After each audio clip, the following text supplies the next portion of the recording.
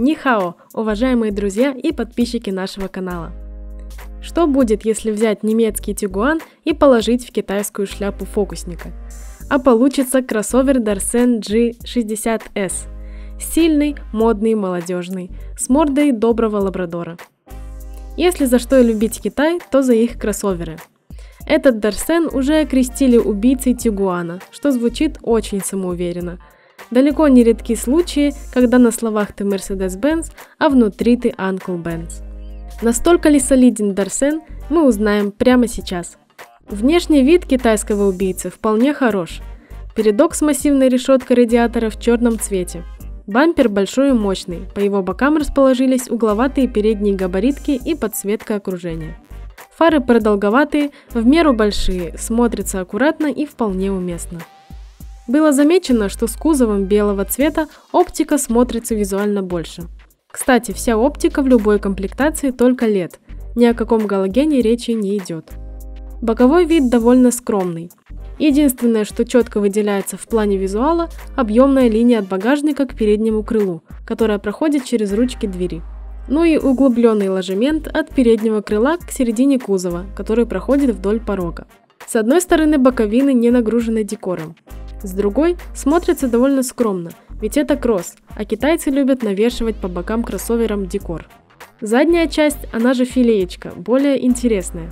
Бампер массивный, но довольно аккуратный. По бокам расположились дублирующие габаритные огни и повторные поворотники. Крышка багажника большая, а вот задние фары очень аккуратные, горизонтально расположены, а форма продолговатая. В целом, дизайн задней части отличный, в меру солиден, в меру скромен. Нет перегруженности декором и деталей, которые бы помешали аэродинамике в процессе езды. Размеры кузова следующие. Длина 4521 мм, ширина 1840 мм, высота 1672 мм, колесная база 2680 мм. Дорожный просвет 18 см, нормальный размерчик. Подвеска представлена спереди стойками Макферсона, а сзади многорычажной конструкцией. По традиции проходим в салон.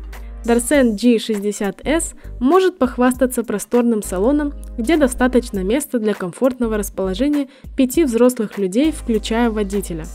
Китайский кроссовер получил современную переднюю панель и центральную консоль, богатый набор оснащения и отделочные материалы высокого качества.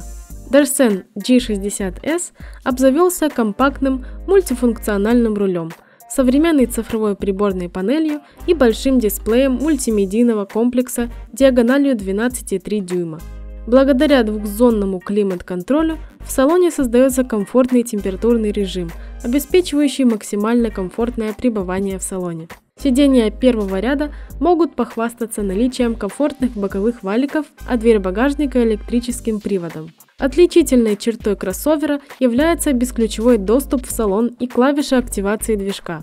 Кроссовер имеет площадку для беспроводной подзарядки мобильных устройств, что является полезным аксессуаром в условиях глобализации смартфонов. А теперь глянем под капот.